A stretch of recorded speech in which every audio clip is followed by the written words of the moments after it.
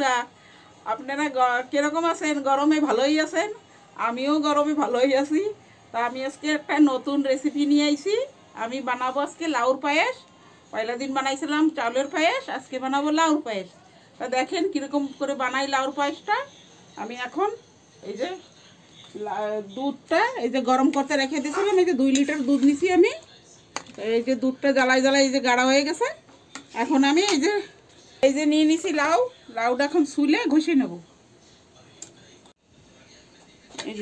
এই যে একদম কচি লাউ নিয়ে নিছি আমি। গোল লাউ হইলে আর ভালো হয়, তাই গোল লাউ আর কচি তো পাওয়া যায় না, তাই এখন আমি এই লাউই নিয়ে নিছি। এই যে লাউটা ভালো করে ছুলে তারপরে ধুইছি একবার, তাও আবার ধুয়ে নেওয়া লাগে, কি কষ বেরোয় না, তাই জন্য আরেকবার ধুয়ে নেব।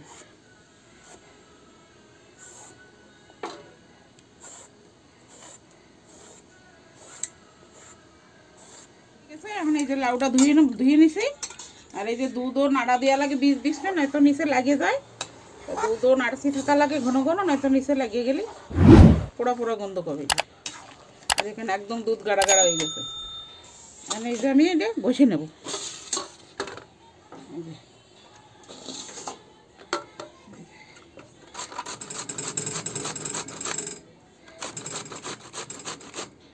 শীতকালে তো গ্রামের লাউ পাওয়া যায়, গ্রামে ওই লাউ দিয়ে বানাইলে শীতকালে আরও ভালো লাগে খাইতে লাউর পায়েস।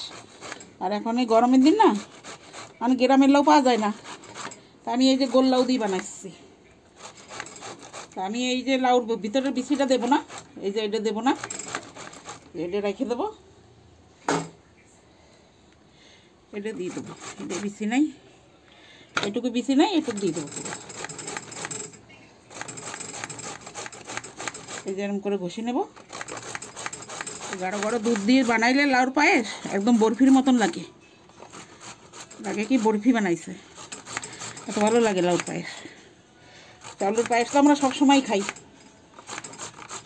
লাউর পায়েস একটু কমই খায় মানুষ, তা মাঝে মাঝে খাইলে ভালো লাগে, একটু টেস্টও বদলাই যায়, নতুন একটা জিনিসও হয় খাওয়ার, ভালোও লাগে, সবসময় আলাদা আলাদা খাইতে হয়।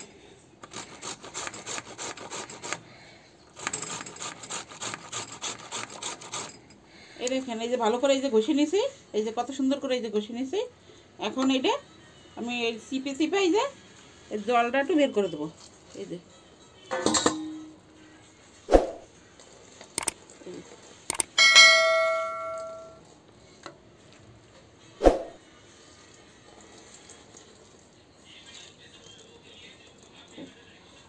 জলটা চিপে বের করে দেবো।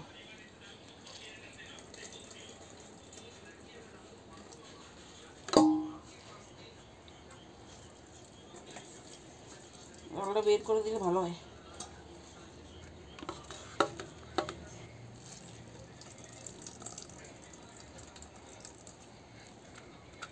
এই দেখেন এতখানি জল বেরোইছে, এই যে এতখানি জল বেরোইছে। এখন আমি লাউটা দিয়ে দেবো ভিতরে।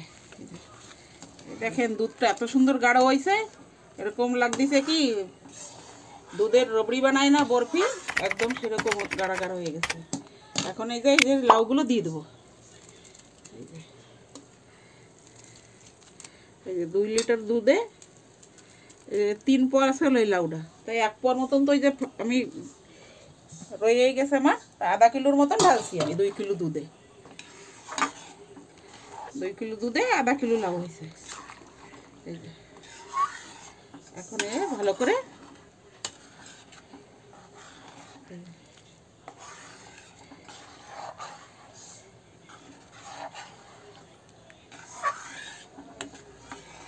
এই দেখেন বন্ধুরা, এই যে দেখলি কেউ কবে এই যে লাউর পায়েস, এই দেখেন কি সুন্দর গাঢ় গাঢ় হয়েছে, গাঢ় একদম, এই যে একদম মিষ্টান্নর মতন গাঢ় গাঢ় হয়ে গেছে। এখন এই যে এখন চিনি দিয়ে দেবো। এই যে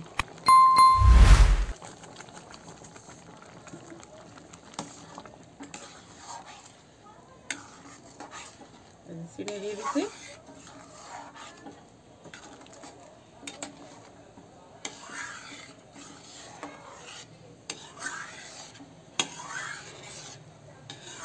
এই যে বন্ধুরা এই দেখেন এই যে চিনি দিয়ে দিছি, চিনিটা গলে গেছে। এখন দিয়ে দেবো আমি ঘি। এই যে এখন একটু ভালো করে ঘি দিয়ে দেবো। ঘি দিয়ে দিছি।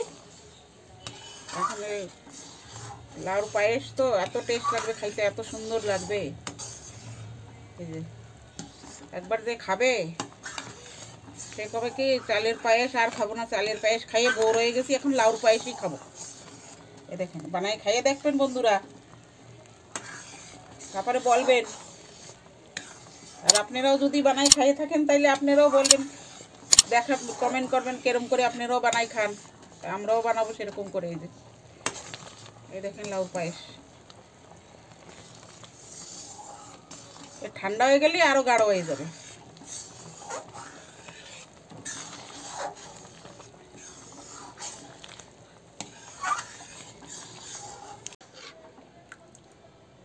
এই যে বন্ধুরা হয়ে গেছে, এই দেখেন, এই দেখেন লাউর পায়েস। এই যে পায়েসটা ঢেলে নিলাম। এই যে দেখেন, বলবেন আপনারা এই যে লাউর পায়েস কীরকম হয়েছে। আর আমার চ্যানেলে যে না শুনছেন লাউর পায়েস, সে শুনে কমেন্ট করবেন। আপনারা লাইক করবেন, শেয়ার করবেন, কমেন্ট করবেন, সাবস্ক্রাইব করবেন, পাশে থাকবেন, ভালো থাকবেন, সুস্থ থাকবেন। আমি এখানে ভিডিওটা সমাপ্ত করছি।